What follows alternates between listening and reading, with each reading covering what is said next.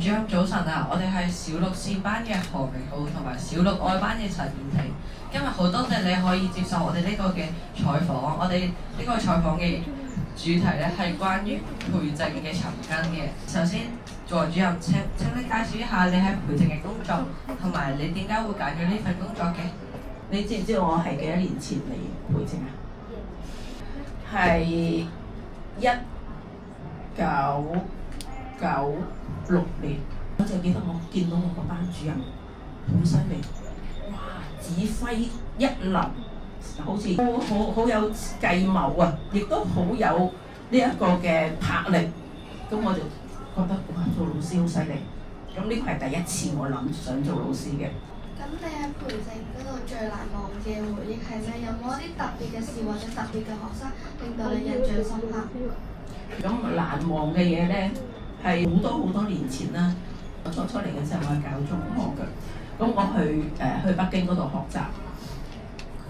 一個班主任去學習咧，就要留低翻班學生。咁嗰陣時候咧，就係學校咧就係考試嘅。咁考試就係容易啲嘅。咁但係咧有個問題就係考完試之後咧，你會翻到嚟面對幾樣嘢嘅，知唔知係咩啊？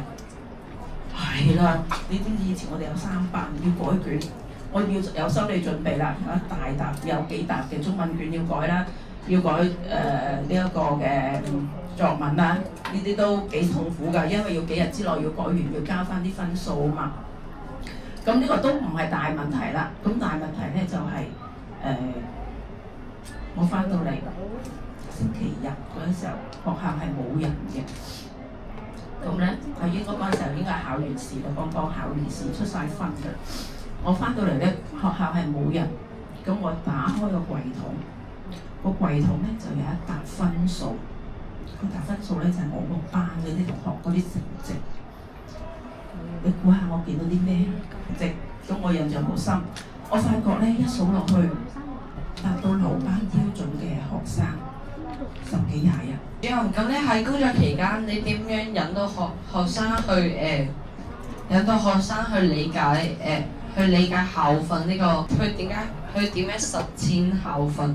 至善至正咧，其實咧我諗好難話俾人聽，我已經係做到嘅。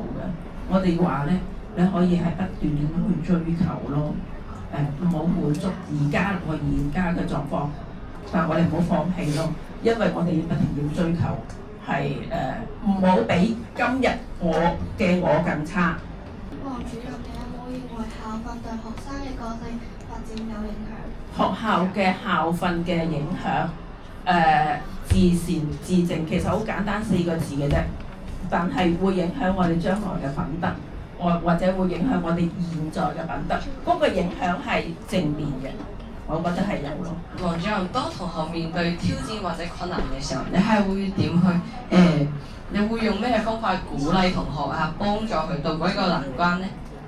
譬如好似係學業上啊、家庭上啊咁類似咁。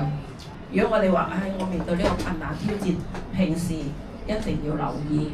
咁我而家平時已經過完啦，我聽日就要有個唔知咩比賽啦，咁點算好咧？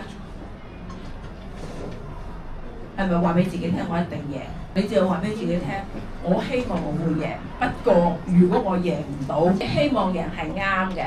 不過贏唔到，你都要諗埋，贏唔到唔緊要，我仲係下一次啊嘛。黃主任，你覺得校訓對培正嚟講係咪好重要？其實簡單易明，我覺得亦都可以行到好長遠，因為我哋話係追求，不斷咁樣去追求啊，對我哋嘅同學一定係重要嘅，同埋我哋真係一個指標嚟嘅。